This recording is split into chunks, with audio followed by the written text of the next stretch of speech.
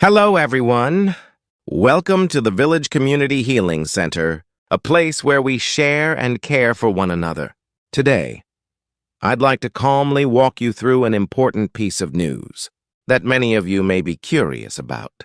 It's about the regional doctor system, which will begin full-scale operations starting next year.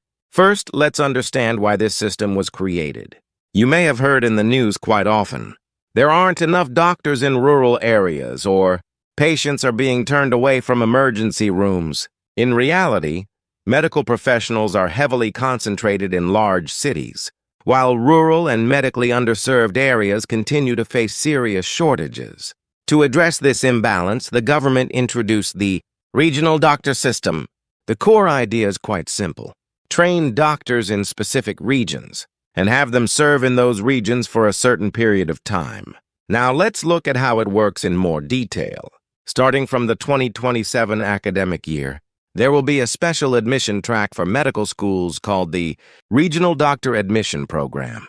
Around 490 students will be selected in 2027.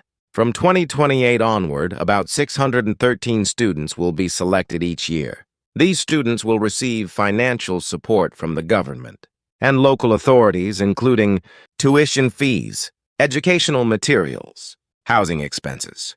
However, there is an important condition. After obtaining their medical license, they must work in a designated region for 10 years.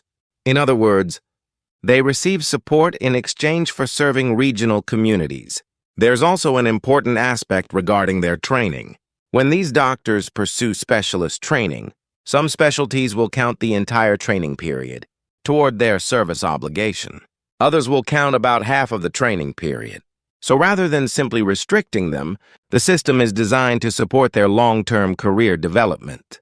Now, many of you might be wondering, is this really going to work? It's a fair question, and we should look at it realistically.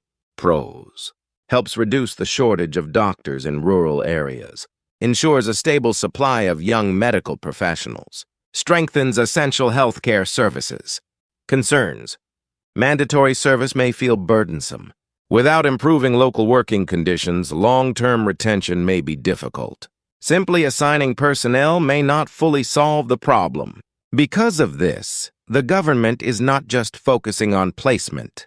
They are also planning to improve regional medical infrastructure, establish collaborative training systems.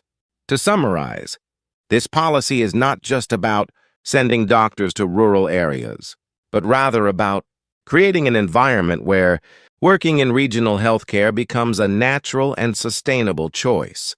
Everyone, healthcare is not something that should feel distant. It's something we need to access quickly when it matters most. So this change is not just a policy issue. It is something that directly affects our daily lives.